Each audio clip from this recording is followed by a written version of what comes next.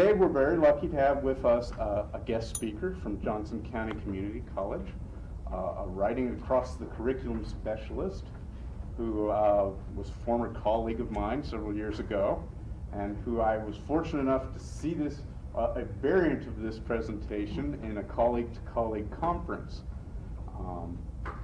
I think you'll be pleasantly surprised. It'll open up a lot of discussion about plagiarism and the kinds of things we can do to address it and where it's headed. Without further ado, I would like to introduce you Dr. Mary Pat McQueeney. Hello. Feel free to call me Mary Pat or Pat. I go by both of those. Mary, unfortunately, is just one of those names that I love it, but I just don't use it. I teach Composition 1 and 2 at Johnson County and have been there, I think I'm moving toward my 6th year. Prior to that time, I was a writing across the curriculum consultant at the University of Kansas for faculty development purposes. And I think that no matter how hard I try, I tend to blend those two. The teacher is in me, and the WAC consultant will never leave me. It's always there. So that was one reason why I was trying to meet some of you and have a sense of where you are from. I realize that some of the things that I'll be saying sounds very Englishy, but I'm very sensitive to the fact that everybody uses writing, but they are not English teachers. And so please take any jotted notes that you want to, that we can then expand on as I finish up, because there will be some things that I'll be saying that are just sort of touched on, and if you want more detail, we can go ahead and expand on those. My thoughts are to try to wrap up my formal comments about at noon or 5 after, and then I think I've never been in a group where plagiarism has been the topic that someone has not had something to say. Am I right? In fact, as I was coming over here, I was thinking, McQueeney, what are you doing here? I mean, I think I need a couple little extra perky perks or something for just having the courage to take on a topic that it's volatile. And it's volatile both for faculty, for staff, and for students as well. Online for me is WebCT, and I may be referring to that. WebCT is a course management software system, as is K-State Online, correct? Right, okay.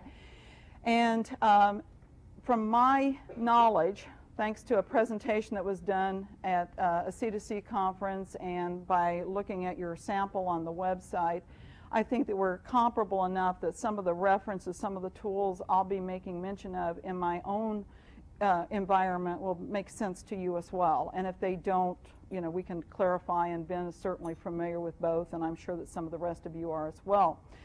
When I think about online, I do think about it broadly, both in terms of course management software, in terms of the internet, and so on and so forth. My own experience with teaching online has been a half-time appointment teaching distance learning. I maintain both a Comp 1 and Comp 2 shell so that when desperation hits, my boss can switch me back and forth. I also have gotten to the point, as a result of watching, or vicariously watching, my online students have such difficulty initially adapting to the online environment. I now, in all of my classes, expect my students to develop at least a working knowledge of course management software. They don't like me at first, but by the end of the semester, I have several students who have said that they realize that this is a tool that they have learned that they, in fact, are likely to use on down the line. In fact, last semester was the ultimate moment as far as I was concerned. I had a couple of students that almost walked out of the class when they walked into a collaborative computer lab, and they looked around and didn't know they were in a computer classroom to begin with, and then I hit them with WebCT and Comp 2 and research all at the same time. They almost walked out, but at the end of the semester, their question to me was, so how do we know what other campus classes are doing WebCT like you use it? And I said, well, unfortunately, we don't mark those in our catalog right now. And I said, why? Are you trying to avoid them? And they said, no, it's cool. We like them. We're in control. And that's kind of one of the points that I kind of want to get at here.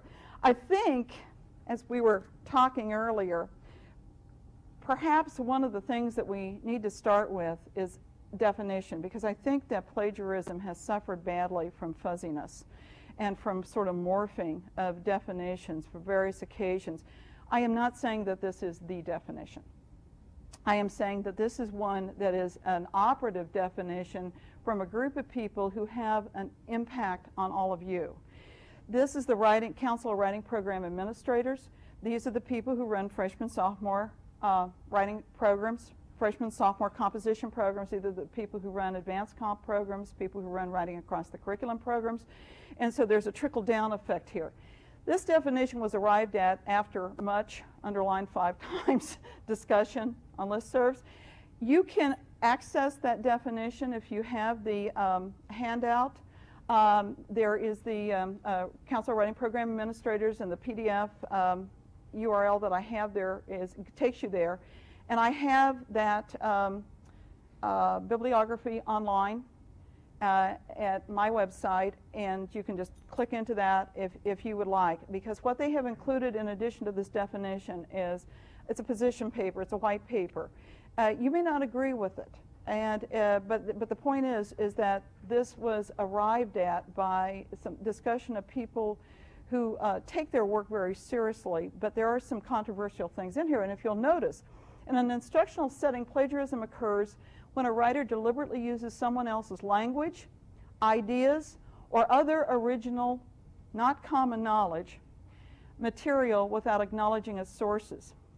There's some fuzziness within that definition itself, with one of the key hot words there being deliberately. And another value-laden word being that issue of common knowledge. But this is at least one pretty solid, all-encompassing definition. When I talk with my students about plagiarism, I try to couch it, because I am a composition instructor, in the positive element, in it being academic integrity, and the need to achieve academic integrity, and recognizing that I have some very practical-minded, a lot of business majors ultimately coming from Johnson County. I try to explain to them what's in it for them. And so I stress the fact that as students, they have only limited credibility. I always like to use the rhetorical appeals. They have only limited credibility. But if they learn how to use others and how to evaluate and judge other material and then how to incorporate it, they can make themselves look darn good. So I just try to work it at that level. And by golly, sometimes it actually works. But practically speaking, I also need my statement and my syllabus, and so I thought I would just share my own, because my own is a little different from that definition. I say, represent your work honestly and give credit according to accepted conventions to the work of others, whether you gained it from a paper, an electronic source, a visual, or from a conversation. Students who have someone else do their work commit fraud. Misrepresenting the work of others, their specific words, or their ideas is plagiarism. Both fraud and plagiarism are serious offenses that will result in failure for the assignment and a letter submitted to the student's permanent file. We do not have an honor code at my school. I have added, and I call this my K-State corollary in here. I say, take care to protect your files from theft or misuse. I will not sort out individuals' intentions if I receive one paper submitted by 2 people. And I call it that because I had 2 reverse transfers last summer from K-State who, gee golly, they just couldn't get straight. They were using the same computer, and those files kept getting switched. And I kept getting 2 files from the same people, and that only happened until I sort of emphasized the point that this was not going to continue, and one person decided to drop the class, and the other person was amazingly silent through the whole process. Certainly that can happen by accident, but I think those of us who lived in the pre-online age all sort of remember back in high school the student who left the paper behind so that the other student could pick it up, and then there was the deniability of how it got into the other person's hand. You all remember that? I mean, that's basically what we have going here. So I found that I needed to add this. For myself, practically speaking, on a day-to-day basis, I try to think in terms of the intention that people have. By the way, these slides also are on my website, so that you can, if you want to access those, that's why I didn't give you a major handout. But the term plagiarism, I kind of think of in terms of the intention of the people who are doing it. So on the one hand, we have those people who are actually the people who commit fraud, the deceivers. They know what they're doing, they know why they're doing it. They are the people who hire the papers to be done, who go to the internet and purchase them, pay for them, with the intention of deceiving, right? These are also the people, however, who may go ahead and do it at their own computers, who decide that they're going to do major cut and paste and claim it as their own, thinking, knowing what they're doing. They know why they're doing it, and they know what they're doing. My middle category is sort of the one that I see the most, and I call it intentional ignorance. It's, okay? And it's intentional ignorance because they don't know what they're doing, but they don't know what they're doing because they didn't come to class to find out. Have anybody ever seen these people?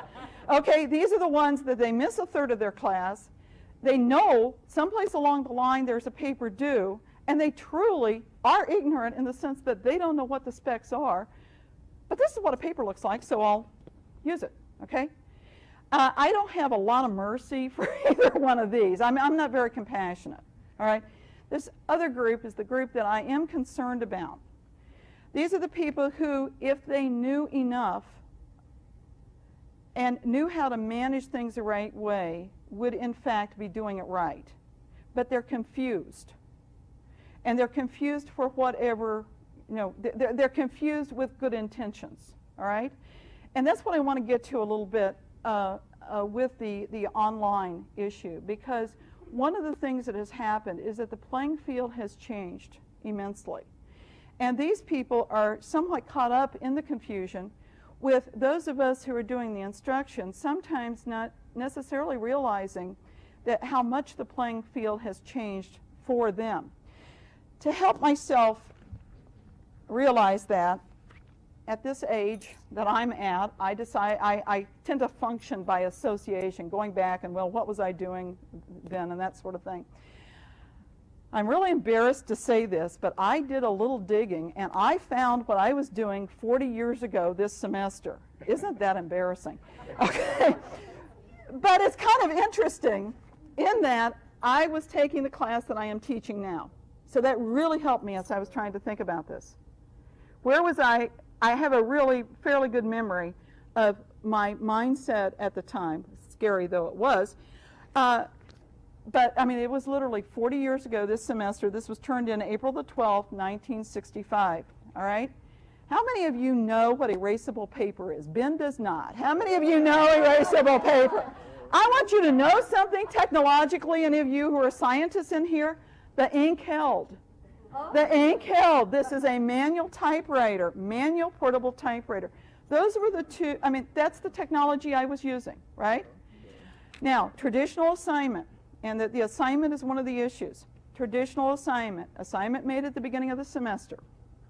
You will do a big research paper by my standards, 20-page research paper, multiple sources. It will be turned in April. Probably before Easter break. I was going to a Catholic girls' college, okay? And here it is, folks. Brainwashing, indoctrination, collaboration, and resistance, Korean style, with resistance misspelled. How's that? You have to know I am a humble person to do this. Okay, that is all of the paper I'm reading to you. But But I learned a lot. I learned a lot looking back at this, because I remember how hard I worked on this, and I remember how thrilled I was to do the research I was doing. As I look at the research that I was doing, I had something like 15 sources. I was perfect. My citations were good, because that was in the back of the days. Again, I'll age some of you folks. How many of you understand the concept of op-sit, low-sit, nibid? Fewer people, okay. But I loved that. That was the citation system at the time. It was a footnoting system, and it was the only citation I had to know. It was MLA, earlier version, and that was pretty much what was in town, okay? Writing footnotes on the bottom of a manual portable typewriter is really a feat, folks. But what did that do for me? It slowed me down. Right? If I made a lot of mistakes, I had to pull it out and do it again. All right? You see where I'm going with this? You see what this has to do with plagiarism? You see that with me, if I chose to plagiarize, it would be a complete, knowledgeable, intentional choice. Because I've got to put that paper in, and I've got to type, and if I make more than a line, I mean, Sister Mary Noel Walter was really picky. She was the dean of instruction. And I had her for 2 semesters. You didn't cross this lady. And she's a Benedictine. Did not cross her. Okay. So, in fact, when I think about this, what was different? I had 3 kind of sources that I used. All paper. I spent a chunk of my semester in the archives at the college taking notes on paper. This is pre-photocopying, folks, for those of you who are younger. I couldn't photocopy anything, and I couldn't take those magazines out. So I'm writing everything down slowly. I'm then going to introduce them into the paper by typing them in, because this was Mount St. Scholastic and Atchison at the time, now Benedictine College, we were not permitted to take the typewriters in. Learning did not occur that way. All right? Again, do you see the difference? Now, what was likely to happen? I was more likely to introduce error in the quotes that I was using. But I had read the quotes in contrast to copy and paste, and perhaps to forget to insert the quotation marks. You see the difference. But I think most significantly for the paper itself is the fact that I had only 3 types of sources that I needed to know how to cite. I had a large number of sources, but it was all paper. It was all readily available, okay? So I set that as sort of the point that we look at.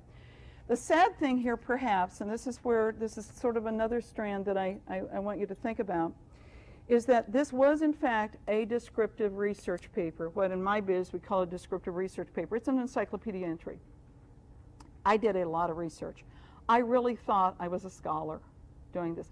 And when I look back, I could still use this stuff, because this was Life magazine. This was Life magazine impressions of the POWs who had come back. These were their tales being told. There was a lot of good stuff in here. What did not happen?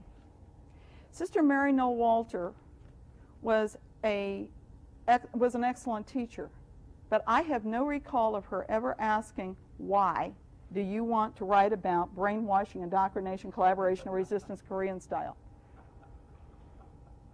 No connection to me. I'm not in here. My voice is not in this paper at all, because at that time I was really wanting to be a political science major, and I wanted to do it, be very profound. I had seen The Manchurian Candidate the year before, and I was totally fascinated by it. Think about what kind of paper I could have written with this information that I had. If I had brought myself into it, I could have written an analytical paper, couldn't I? And it would have been one of a kind, and it wouldn't have been an encyclopedia entry. But nobody ever asked me that question. And as a freshman in college, and I was smart. I was a smart freshman.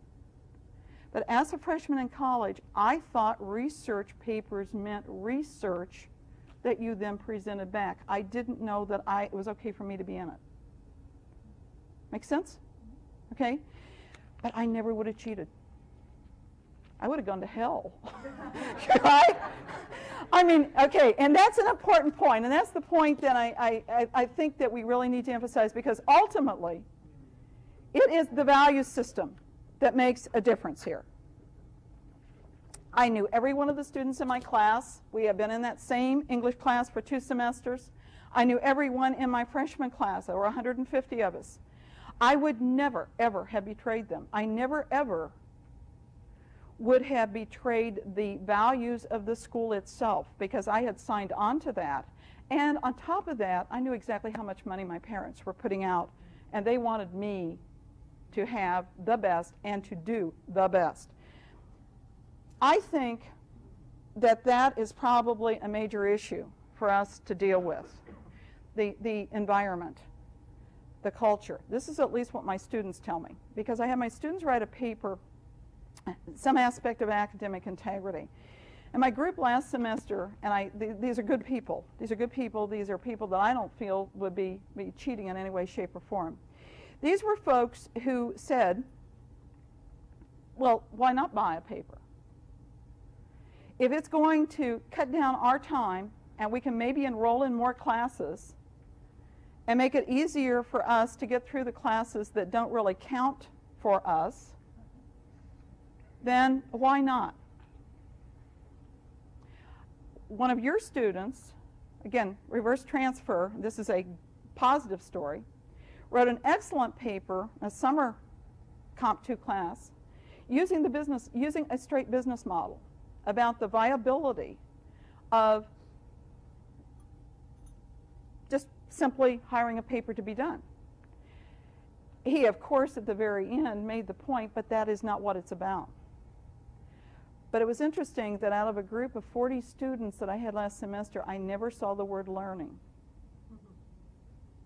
I saw the word grade, I saw the word paper, I saw the word meeting requirement, or phrase meeting requirements, so on and so forth. I never saw the word learning.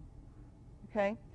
So one of the things that I've tried to do with a vengeance is use course management software, and again, in my case, WebCT, your case, K-State Online, to force both my students, it happens naturally with my students online, but to force my on-campus students to own their own writing, their own learning.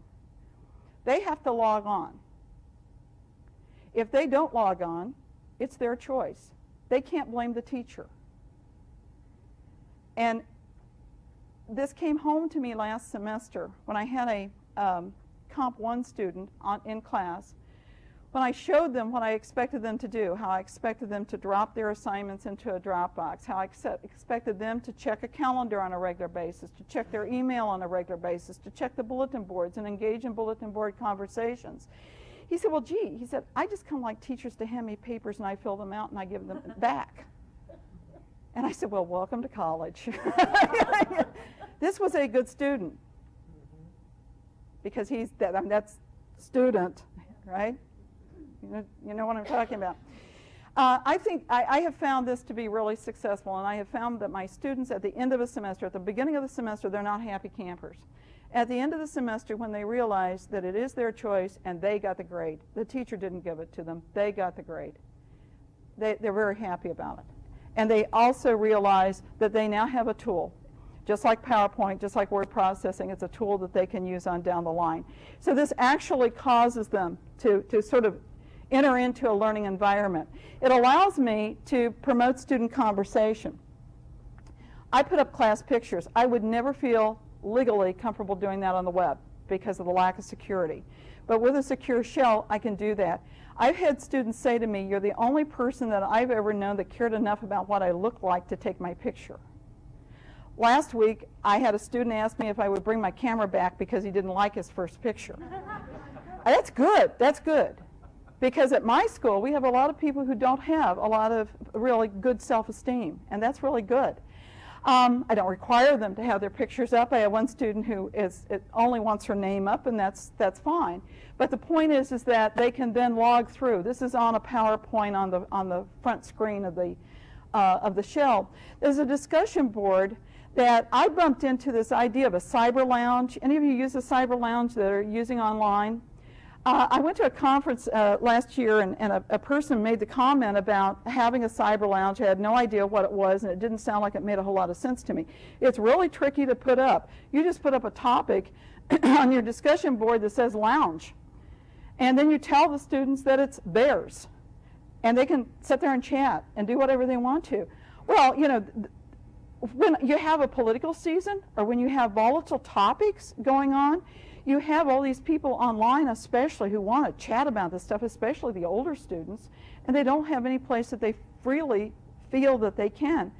Tons and tons and tons of postings.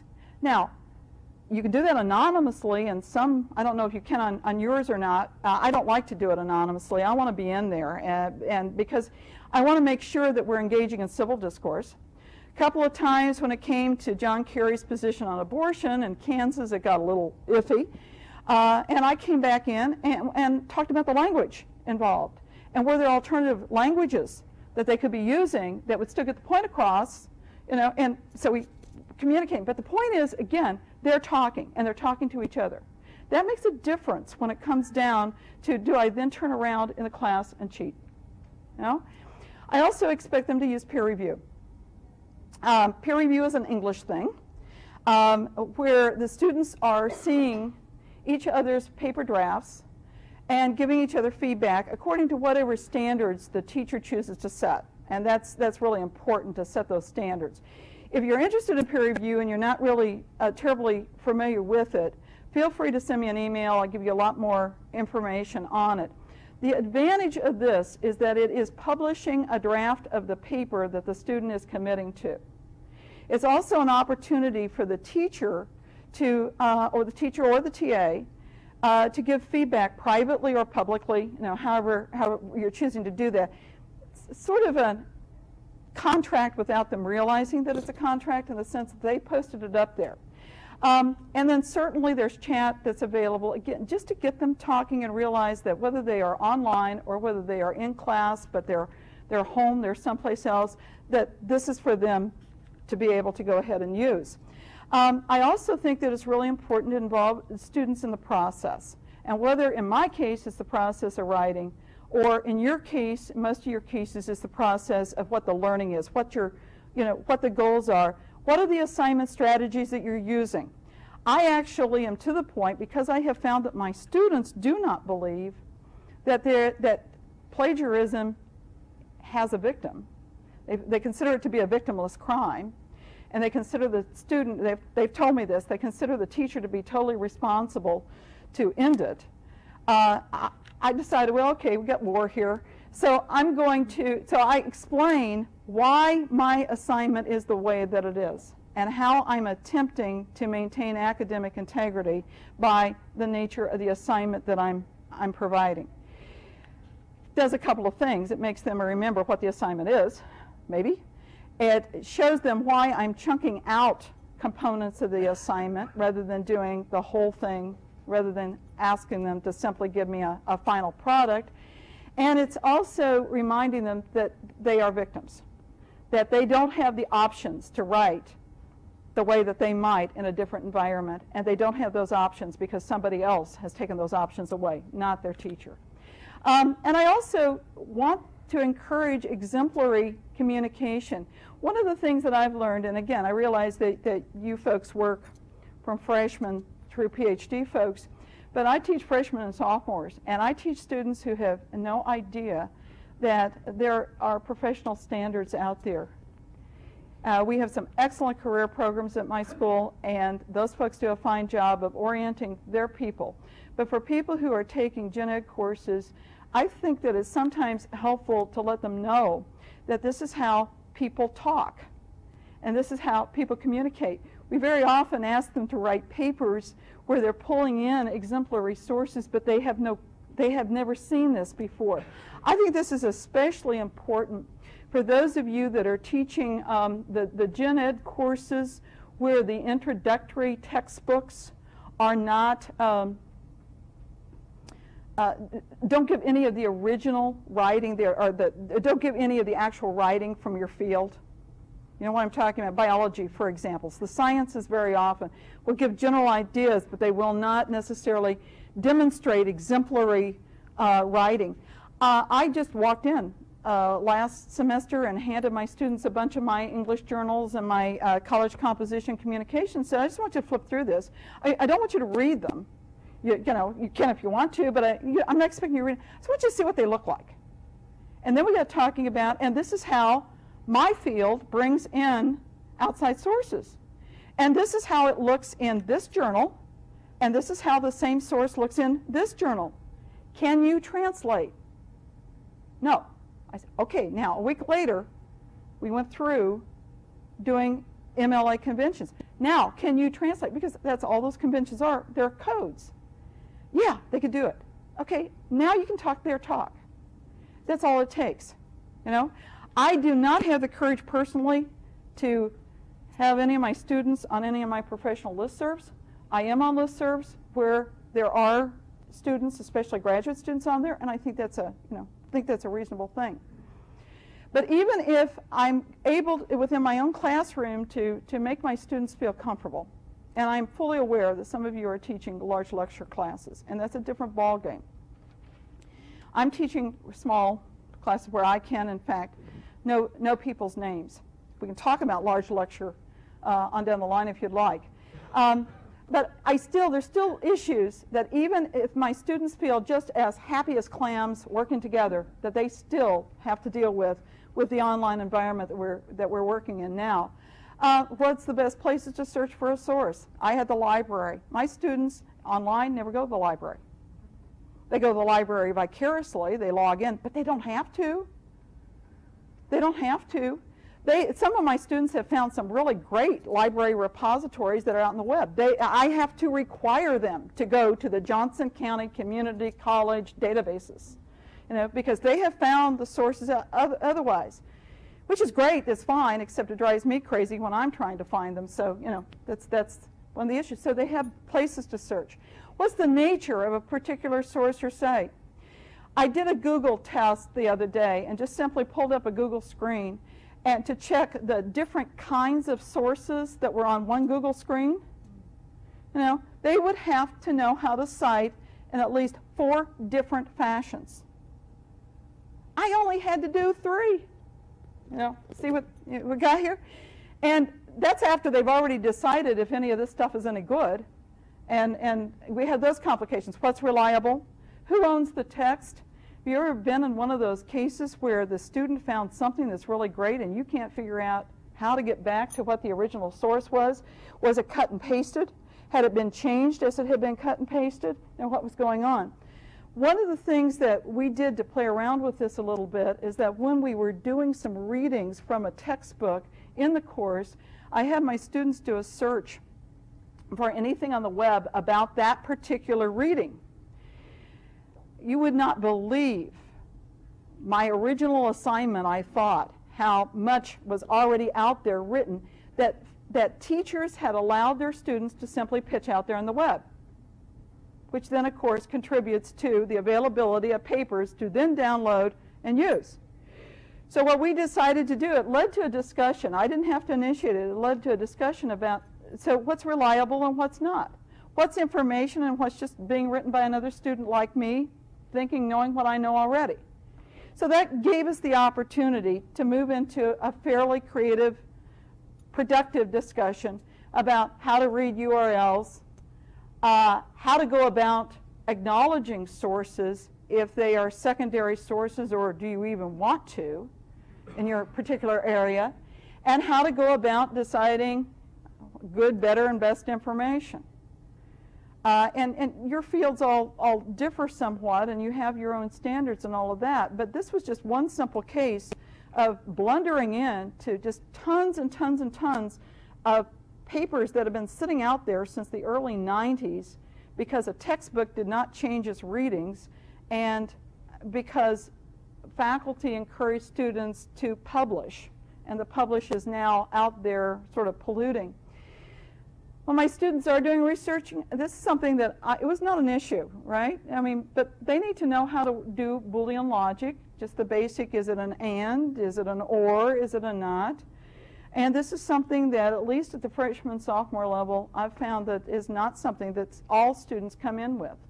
at all. It's not hard. We just go to an imaginary subway station or subway sandwich shop, and do you want ham and cheese? Do you want ham or cheese? And you know, what is more specific? They laugh their way through it, and then they all go out and have lunch. And you know, but they know the and or the or, the not. That's basically all they actually need to know to get through it, and they can do it by eating their way through, and it takes care of it real nicely. My students don't know how to word process. They know how to use computers, and some of them are experts at instant messaging, but this is something that's really, you know, it is not fair for me to assume that they understand the concept. They do know how to copy and paste. That's intuitive to them. But then they don't know what to do afterwards, okay? So I can't assume that that's knowledge. My students do not know how to format. I actually have people online doing hard returns to double space. That's very painful for me. And they don't know what to do with the editing tools, all right? So these are things that I can deal with as a freshman, sophomore English instructor that I try to address. But I just would say that generally speaking, I don't think it's fair to assume that they automatically know this. This is a quotation that I think is a powerful one to think about, because this sort of brings us, you know, just right to what the issues really are. Jamie McKenzie is an educator, and if you do a web search, you'll find that he is often cited in this type of discussion. He labels the issues with plagiarism and online impact as the new plagiarism. He says it's reckless and irresponsible to continue requiring topical go and find out research projects in this new electronic context. To do so extends an invitation to binge on information. Or I'm not even sure that I think that's maybe the only thing that happens. In the case of my students, who very often are what we call in the community college biz late bloomers, they are so insecure that they don't binge. They just turn around and run. They will drop classes. Because once they realize that they literally can look anywhere, that the information is so massive, they don't know how to pare it down. So this gets us to some of the topical issues. I'm in no way, shape, or form saying don't do major papers. I think major papers are really important. I kept mine for 40 years. You know, it's good. I was proud of myself, and I was proud of myself when I found it again, even if it was a little rough around the edges and the thesis statement stunk. But you know, it was, you know, but there are things that we need to be aware of. There are. It's sort of like letting the person loose in the candy store and not giving any kind of guidelines, not giving any kind of limits.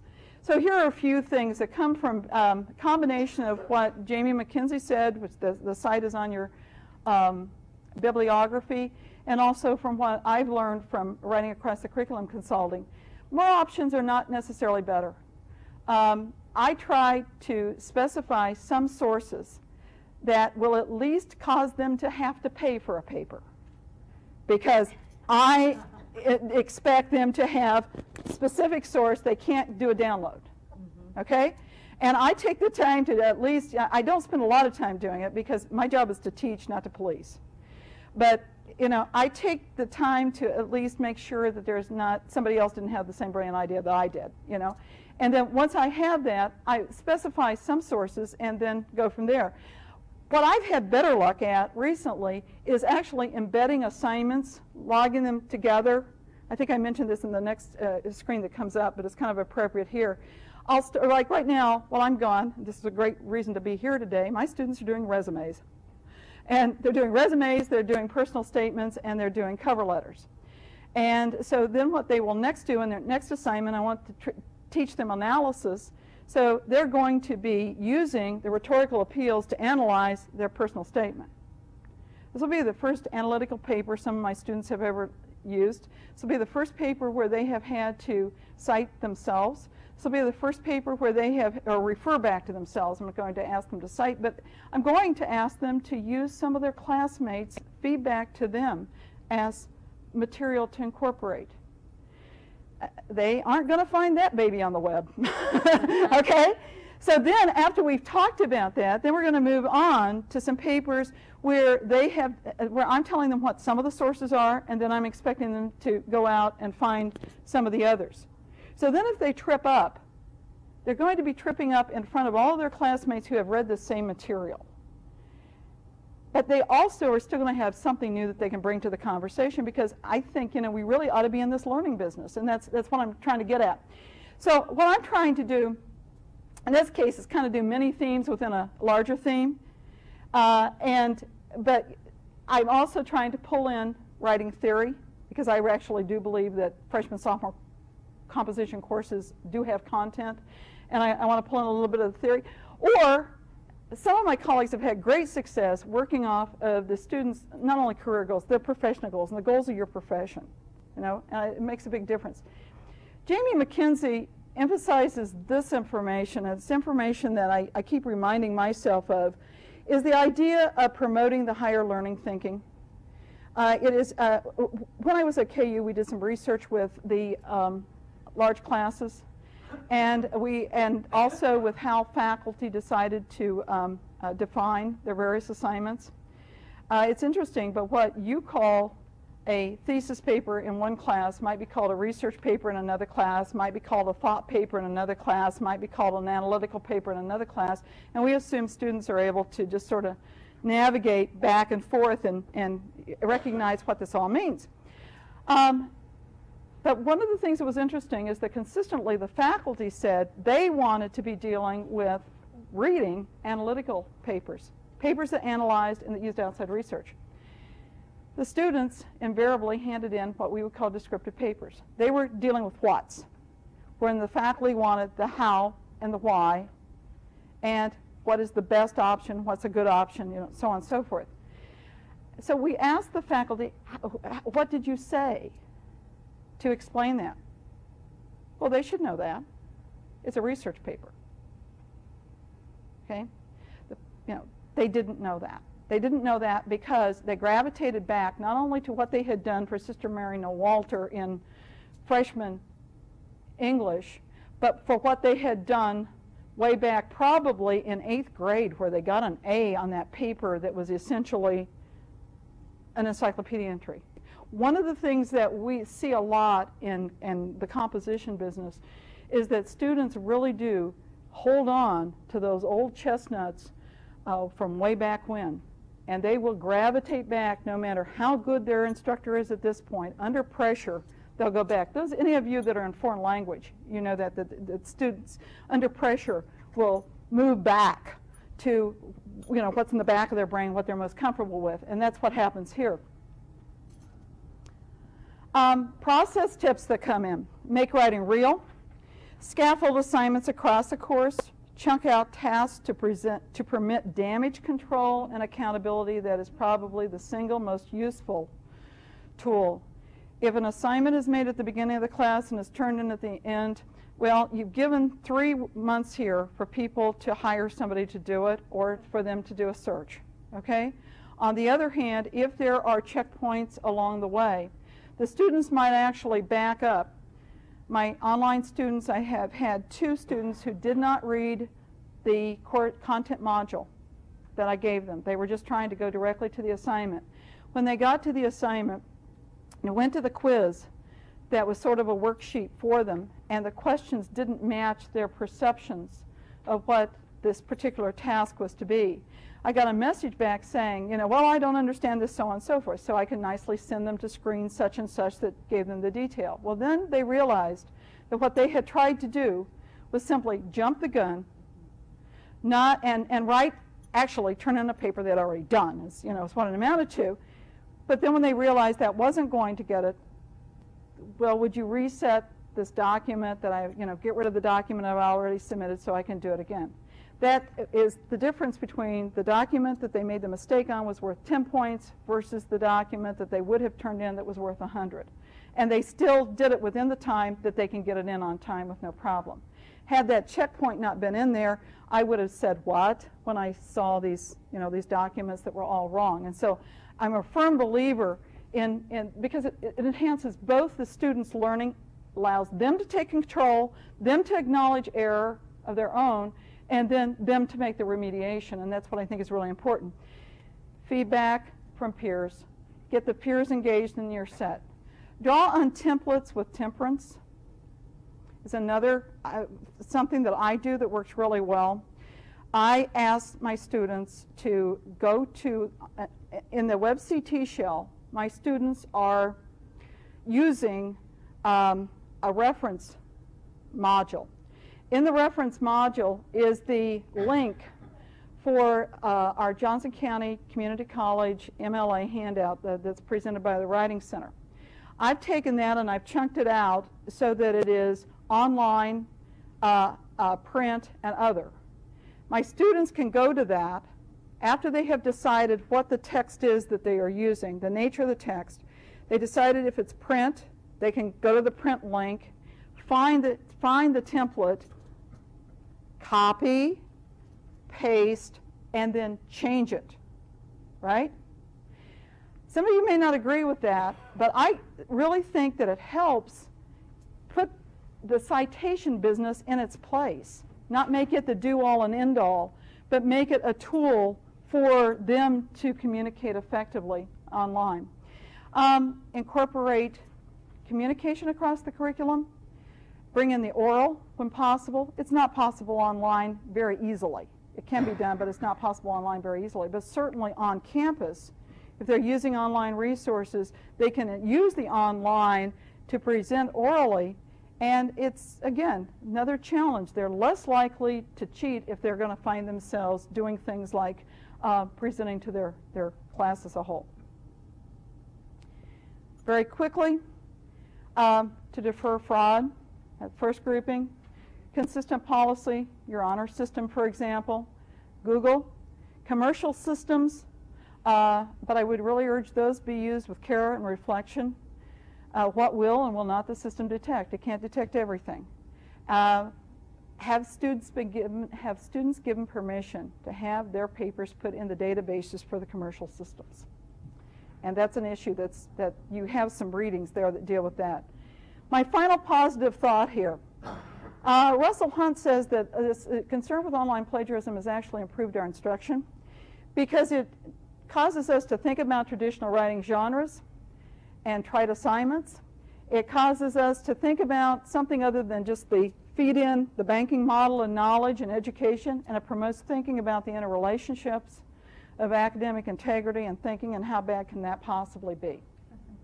I'm sorry, as I often do, I have run over. We have about 5 minutes left. What did I miss? What do you want to go? Let me go ahead and put a final slide up so that you can see where you can go for these slides if you want to. Questions, comments, disagreements?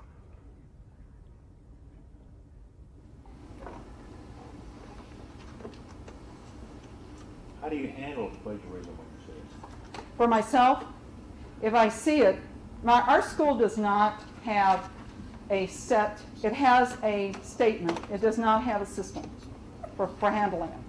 Personally, if I find it and can document it, that's where my big thing, I want to be able to have the source in hand. If I can document it, I'm fairly unmerciful in the sense that I will put a letter in the student's file. I'm not sure that has a lot of meaning to the students in a lot of cases. And they have a failing grade for that paper. I do not, if I'm questioning, I had a case last semester, I saw dates that didn't match. I don't want to read a paper that was written in 1980 about, about some current topic. And I challenged the student on it, but I challenged him on the basis of the assignment, because the assignment was to do current research. I try to cover myself on the assignment, and then if it's there, then I can go back and ask them.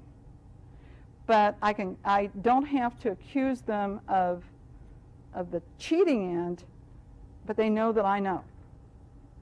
And sometimes that works, and sometimes it doesn't. But I think that, in the lack, we do not have that consistent policy. And the lack of that, I weigh what I'm doing. and I'm first and foremost a teacher. And if I can take that opportunity to teach, I'll do it. I had an entire class one time.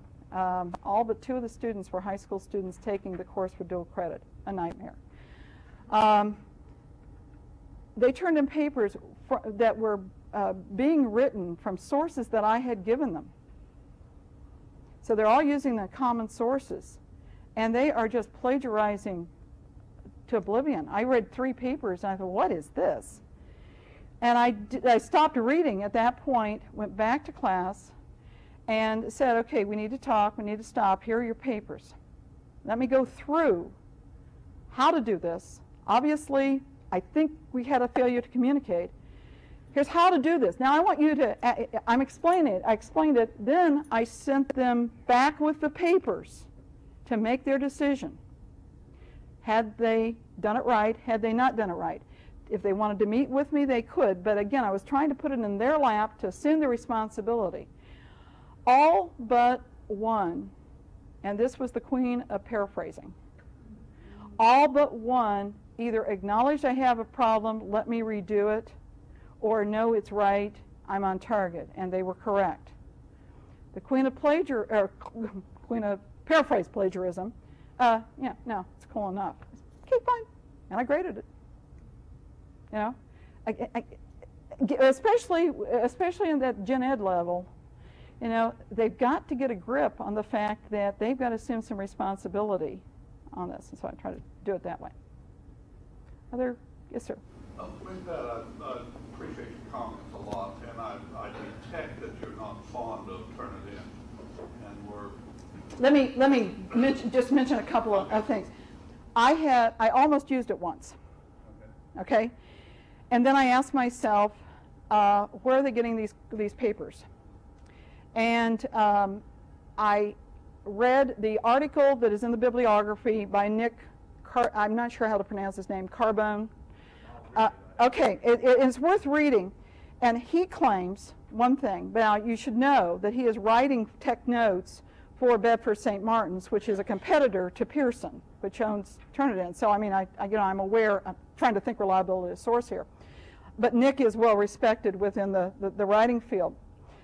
But I was curious, so I sent an email to the Turnitin people and said, you know, what do you do? Well, they say, as far as I could decipher the email, that it is possible for the teacher to elect to include the student paper in the database or to opt out. I'm still working on how I feel about that, because in my field, student ownership of text is paramount. And I can't really imagine a lot of students saying, oh yeah, sure, I'm going to put it in a database. I don't know the details. Okay, and so those were legitimate questions that I'm asking that I think that need to be explored. For myself, I've had enough good success, and it may just be a reference to my students more than anything else. For myself, I've had good success with Google. Just do a Google search, and you know, maybe my kids aren't real clever, but it usually pops up on Google someplace. You know, the other thing is the you know, cost effectiveness, depending upon what needs to be accomplished. Clearly, those are popular tools, and I think that I just simply would decide what is it that they can do. What they can do is disclose what's in the database. What they can't do, and this recently it popped up on one of the listservs that I'm on, was an advertisement saying, please consider using us the next time you have a paper assignment. This was, the audience was for students. Please consider us next time you have a paper assignment. All of the papers are written originally. There are no second papers shared, therefore you are not plagiarizing. Yes. That's why the definition is important, right? So in that case, in other words, this is a direct response to Turnitin, right? Because all not all, but what is in that database is what is being tested by whatever that algorithm is that they're using, and so on and so forth. Obviously, it's effective for some for some people, but it becomes a matter of if you assume that that is going to be the only test, folks have already figured out an alternative on down the line. The other issue then also becomes if you've got the confused student who bumps into it, and you have an article in there about a student whose paper was in the database and he was accused of plagiarizing his own paper. If a student is making a mistake and the mistake is because they're seriously trying to do it well, then they are likely to be flagged by Turnitin, and the person who has purchased the paper, had it independently written, is going to get missed completely. So it's, you know, it's not a single issue. Right? So I probably muddied the waters, but I think that's what we've got right now. I think Well, there's some interest in trying to find I'll say, a technological solution to what is a personal problem, I guess. we can't, and again, it depends upon what the purpose is. If the purpose is to deter, then we have one solution. If the purpose is to remediate, then it's a different. And we have really different populations that are concerned about that, and that's one reason why I in my own mind, I try to break out between those people who they're the committers of fraud. And if we can go get them, then that does tend to change the environment. Because the students, my students at least, say it's up to the teachers.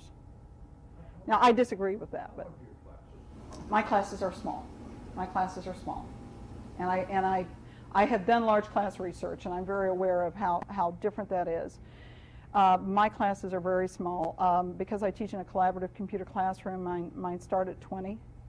My online classes are double sections of 50, total of 50, 25, 25. But that's also, taking into account that I do not use ebooks. I do not, I'm grading a lot of papers over a semester, and that's why our classes in composition are small. And this, again, I recognize that it's what I was saying at the very beginning. I recognize that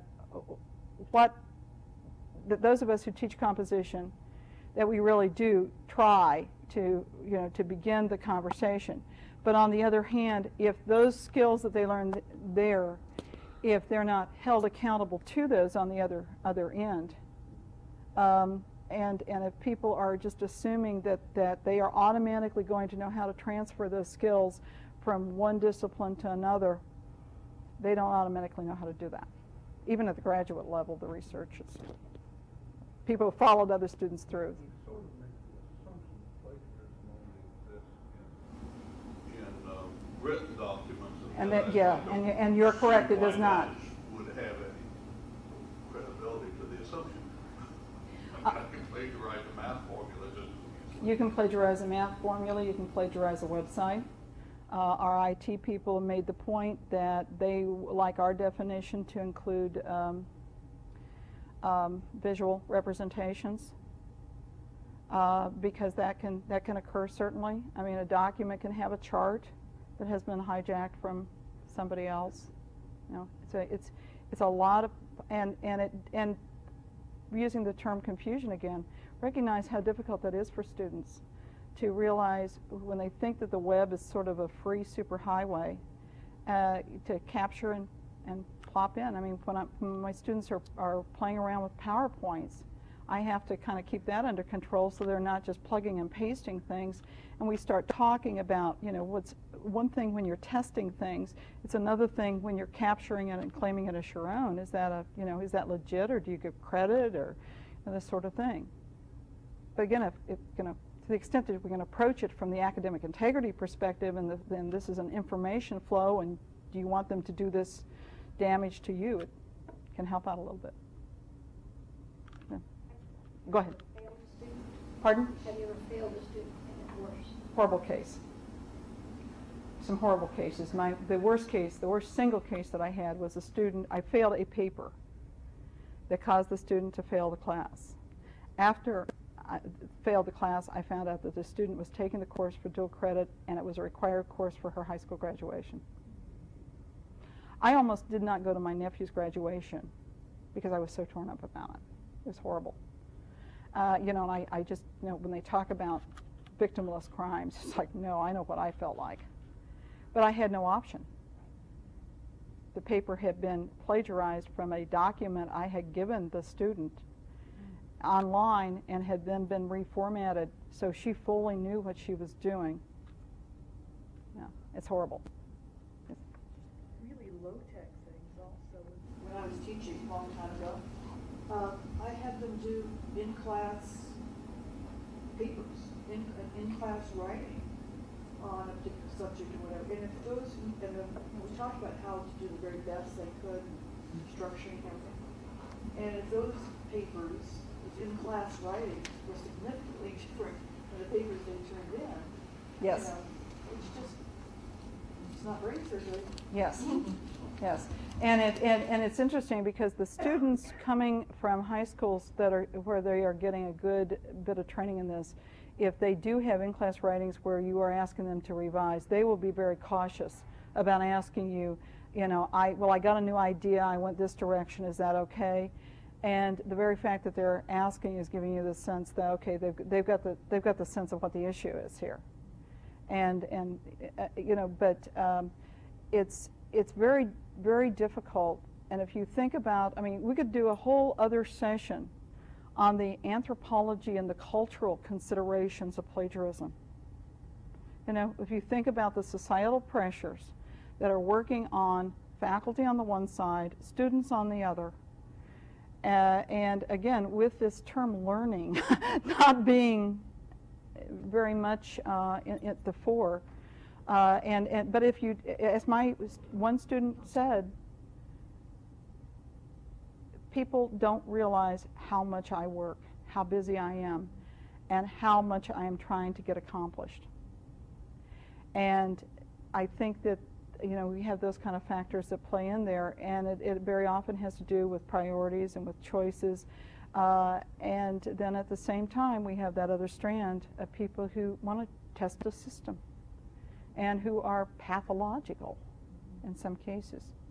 So I guess if I leave you with one thing is sort of remember that chart, that we do have some really honest people out there that do get confused from time to time, and anything we can do to open that up, clarify that will help.